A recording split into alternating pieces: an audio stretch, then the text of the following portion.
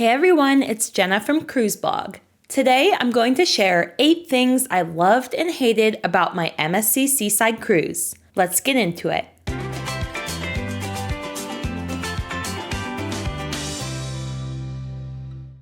On any cruise vacation, you're bound to come across things you enjoyed and, unfortunately, those things you would rather forget. Regardless of whether you book the cheapest or most luxurious cruise, no cruise vacation is perfect after all. I recently returned from a 7-night Western Caribbean cruise on MSC Seaside. For the most part, I enjoyed everything about my week on board, from the food to tropical destinations and fun activities. Like any cruise though, there were a few things I disliked, such as aspects of the ship's design, the entertainment, and a seemingly unnecessary extra fee at MSC's private island. Here are the 8 things I loved and hated. First, I loved having an MSC drink package. While booking my MSC Seaside cruise, I came across an amazing booking promotion on a drink package. For just $130 extra per person, when booking 2 adults in a cabin, you could book an Easy Plus package along with a 2-device Wi-Fi package. Seeing this deal, I immediately booked the drink package. I loved having a drink package during my week on board, as I could order drinks without worrying about the individual cost per drink. It really helped put me into vacation mode, and at such a low price, it was a fantastic value. Even if guests didn't have a drink package, they could enjoy a few drinks on a budget. Many cocktails on MSC are priced at just $10. This is significantly cheaper than other mass market cruise lines that often charge $14 or $15 per drink. Plus, bartenders were walking around the atrium on formal night offering a selection of complimentary drinks on the tray. I found this to be a nice touch, and I especially would have enjoyed this if I were cruising without a drink package. Next, I hated the line to enter the main dining room for dinner. On the first evening of my cruise, I headed to the dining room only a few minutes before my scheduled dinner time of 7:15. Upon arriving at the entrance to the dining room, I could describe the experience as none other than a train wreck. Even though the dinner time was scheduled to begin in just a few minutes, the doors were closed to the dining room. As a result, hundreds of passengers crowded in the hallway and stairwell waiting to be let inside. It was uncomfortable, hot, and sticky, and to make matters worse, the doors did not open at 7:15. We waited around 10 more minutes to be let into the dining room, and it was not a good start to what should have been a relaxing meal. I noticed that this line formed a few other times during the cruise, so I made sure to always show up to the dining room 5 to 10 minutes late to avoid being caught in the crowd.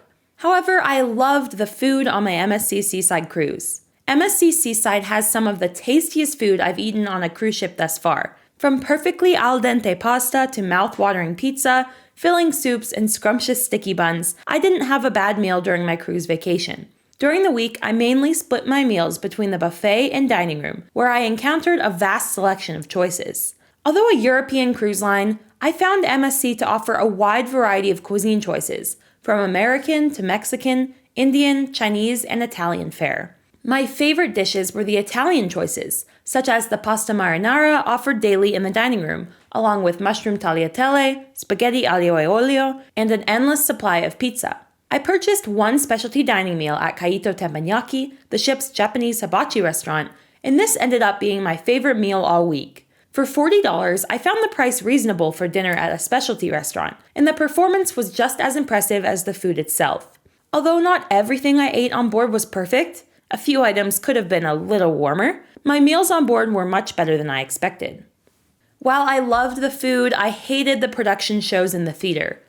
Prior to cruising with MSC, I read negative reviews of the cruise line's entertainment. Critics stated the entertainment was unprofessional, with amateur, out-of-sync dancing, and no storyline. However, when I sailed on my first MSC cruise on the MSC World Europa back in May, I didn't find this to be the case at all. If anything, I found the production shows to be better than those I had seen on other cruise lines, with mind-blowing acrobatics and stunts at the forefront of the shows. Because of a great first experience, I came into my MSC Seaside cruise with high expectations on entertainment. Unfortunately, though, I wound up disappointed in the production shows. The first show I watched was, frankly, underwhelming, with no set changes, mismatched choreography, and no storyline to speak of. I found myself counting down the minutes until the show was over. Perhaps I just picked the wrong show to attend, because I later heard great things about the ship's Elvis tribute act. but I wasn't eager to attend many entertainment shows during my week on board. Even though I didn't love the entertainment shows, I did enjoy the onboard activities. Everything from adrenaline-pumping sports activities to trivia sessions were offered around the ship, and it was fun to try a variety of programming on board. The ship has 4 water slides, 3 of which jet off the side of the ship with nothing but the ocean below. Equal parts thrilling and terrifying, I loved riding the slides over and over again when on the pool deck. Indoors, I enjoyed attending karaoke, geography trivia sessions, live music performances, arts and crafts sessions, and more. No matter the time of day, there was always a way to stay busy on the ship, which helped to prevent boredom throughout the week. Although most activities were included in the cruise fare, a few came at an extra cost, but I found the extra costs relatively reasonable. You could fly across the pool on a zip line, for example, but it came with a charge of $11 per guest. For me, trying the zip line once was worth the small cost, but I can see how the prices would easily add up when cruising with a family. Something I hated on MSC Seaside was the Atrium style layout. While hated is a bit of a strong word here, I was not impressed with MSC Seaside's layout. MSC Seaside has an atrium style layout. This means there is a large central hub spanning several decks, and each deck has a few bars, lounges, restaurants, and other venues overlooking the atrium. An atrium-style layout is the way cruise ships were traditionally designed, but I find them to be a bit cramped. Today's most modern ships often feature a longer thoroughfare, often called a promenade, instead of an atrium. This design improves passenger flow and provides a more open feeling to the ship. Some of MSC's newest ships, such as MSC Meraviglia and MSC World Europa, have a thoroughfare over a traditional atrium, so I was disappointed in the more traditional design of MSC Seaside. While I certainly loved the variety of venues and ocean-facing design elements of the ship, I simply prefer a more open layout when I cruise. Something else I loved on my MSC Seaside cruise was visiting Ocean Cay. One of my favorite days on MSC Seaside was the day I visited Ocean Cay Marine Reserve, MSC's private island in the Bahamas. Ocean Cay is a 95-acre island located just 65 miles east of Miami. It's surrounded by crystal clear waters and white sand beaches, making it a picture-perfect beach day for the thousands of passengers visiting. I arrived at Ocean Cay with no expectations, but I was pleasantly surprised by how much I enjoyed my time on the island.